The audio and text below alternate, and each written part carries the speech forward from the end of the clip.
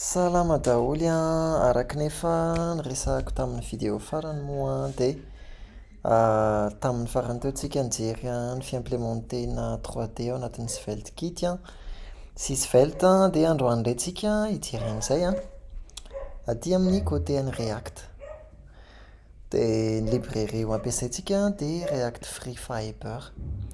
Ry zalahy ao amin'ny poem and ny nanao an'io poem and ry zareo koa ny auteur an'ny Jotai, Zastendy, zavatra tsara bebe dia be dia araka ny hitantsika eto ny zavatra mila installentsika fotsiny dia Free.js miaraka amin'ny React Free Fiber.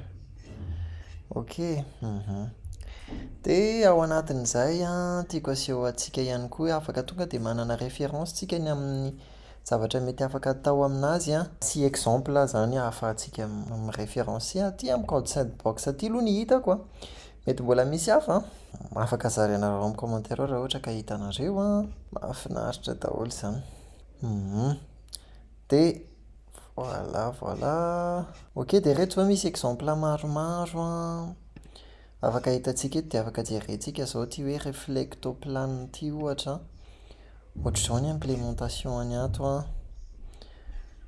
miréagir amin'ny position an'ilay souris izy dia mihodina ilay canevas miaraka amin'ilay réflexion amin'ilay rano ohatrany hoe eo ampovoany tena intéressant be, tsara be miaraka amin'ilay glow, ilay bloom, ilay émission an'ilay hazavana tena hoe sady misy inspiration ohatrany hoe manome antsika zavatra vaovao anatin'ny web. Ok. Dia ohatran'izay ny implémenteko tao anatin'ity application ako ty ilay izy bon nisy référence ihany tamin'izy ity création na polygone dia ilay hazavana ilay shadow moa eto tsy tena ohatran'io ilay réaction ilay désiré zany fa hoy izay hoe afaka hanazavako an'ilay principe ihany anefa eto. Dia ataontsika hiverina kely aty anaty code source aty izy ity moa tsy ho ampiasaiko any anatin'ny version déployée an'ity site ity satria mavesatra amin'ny ordinateur ilay rendu-any aloha amin'izao, izany hoe mbola tsy nifantoka be tao anatin'ny fioptimisena anazy zany dia hoy izay hoe aleoko aloha zavatra hafa no ampiasaina dia rehefa avy eo mety ho asehoko anareo izay option izay raha adiniko dia mety amin'ny manaraka indray. Fa raha ny zavatra hitantsika eto izany dia misy zavatra maromaro ato. Atombontsika amin'ny évident aloha izany. Io React Free Fiber iray manontolo io dia miagir eo ambonin'ity balise canevas eto ity. Hitanareo hoe canevas majuscule izy io, izany hoe avy aty amin'ny React Free Fiber izy io no importentsika miaraka amin'ny use frame sy use free. Dia misy an'ity font loader ity koa alaintsika any anatin'ny Free.js izany ilay nimportentsika teo ao koa ny text géométrie, contact shadows, use transition, use spring. Reo avy amin'ny React Free ireo daholo moa izany angamba fa tsy ho tanisaiko tsirairay avy eto. Izany hoe ity canevas ity ny conteneur ny zavatra ho ataontsika eo amin'ity canevas antsika ity. Dia ndao jerevantsika hoe inona avy ary ny propriété ananantsika eto aloha. Nataoko position absolute izy aloha ho an'ity exemple ity satria tiako hanana an'ilay texte izy eo amboniny satria eo ambanin'ilay texte koa mbola misy canevas dia izany hoe nataoko position absolute izy dia ilay texte no mamaritra ilay ahavon'ny toerana ilainy fa avy eo fotsiny ilay canevas an'ilay 3D ao ambadikany. Fanampin'izay misy propriété maromaro reto nampidirina teto. Dia eto ary azo mampiditra hoe high performance dia avy eo izaho ihany no mieritreritra hoe fa ahoana moa izany RAM ilay izy amin'ny toerana sasany dia hoy izay hoe mety misy tweak-ny reto variable reto ahafahantsika mi-améliorer ny performance an'ilay application. Ohatr'izay ity power preference ity an, an'ity aliasing angamba tsy voazavako eto an, def les profondeur, les alpha, transparence. Dia mamaritra caméra koa izy eto an, miaraka amin'ny reto position reto. Miaraka amin'ny orientation koa ity caméra ity an. Dia ito ny focusiny.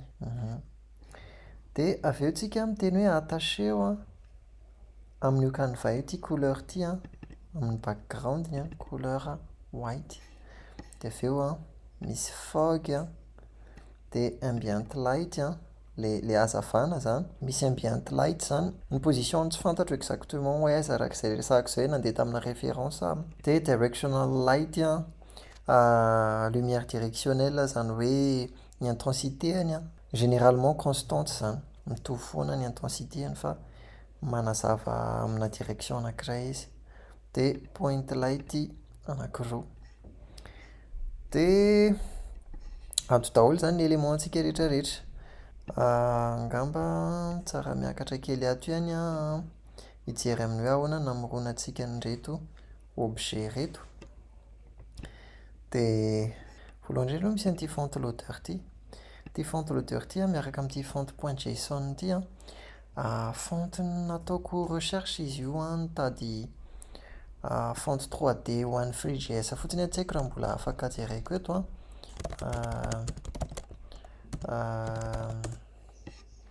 Afaka manao recherche vetivety tsika. Ampiantsika hoe GitHub an, raha ohatra ka misy mi-enregistré any an. Ity izao tsy fantatro raha ohatra hoe misy an'izay ato an. Useful on Three.js library hozy izy an. Dia recherche ohatr'izay zany nahitako an'io font io. Ohatra ny ity izao an, Google Fonts as JSON hozy izy an. Dia avy eo zany an, Google Font rehetrarehetra lasa misy JSON daholo raha ny fahazahoako an'ity eto ity an. Ary tena pratika be izy izany an. 5 years ago. Tsy fantatra hoe amin'ilay format tokony ho izy ve izy amin'izany. Manasa antsika hitesta foana. Ahoana moa zany ny structure-ny dépendance antsika na zany na tsy izany ary an. Ato amin'ny package ato an, ny mi-correspondre amin'ny free fiber miaraka ato an, mety dépendance efa ny ilaina niaraka tamin'ilay izy zany an, ireo afireo an, ny type ilaintsika satria tsika mampiasa TypeScript. Dia izay aloha no tena essentiel ato an ho an'ity 3D hitantsika eto ity. Dia eto an, ao anatin'ity set ity zany no déclarentsika le objet be dia be eo ambon'ilay scène reto cube, pyramide, ireo rehetrarehetra ireo. Dia ataontsika ao anatin'io tableau io. Apetrakintsika miaraka amin'ny position sy ny propriété ilaina rehetrarehetra. Dia avy eo assigner-tsika aminazy an le mesh standard material sy le couleur io jaune io izany eo. Dia avy eo an, isaky ny tsirairay avy amin'ireo géométrie ireo an, dia mampiasa an'ity hoe use frame ity tsika, izay mihodina isaky ny frame. Fitentsika moa dia hoe image par seconde, frame per second. Izay ny mahatonga an'ilay hoe FPS. Dia à partir an'io zany ngamba hozy hoe tsarintsika mianatra dia manaraka guide ihany tokoa. Za tokoa tonga dia ni-implémenté fa React Free Fiber, manana guide React Free Fiber. Dia afaka manaraka an'izay tsika. Sady mahaliana ilay izy, ny mahafinaritra, nefa ihany koa afaka mamorana expérience tsara be raha ohatra hoe haintsika tsara hoe aiza ny tsara mampiasa anazy. Dia misaotra betsaka naharitra ny aina tao anatin'izay vidéo izay an. Mino fa afaka nandraisanao zava-dehibe izay. Dia amin'ny vidéo manaraka indray ary izany tsika mifankahita. Mandra-pionavy.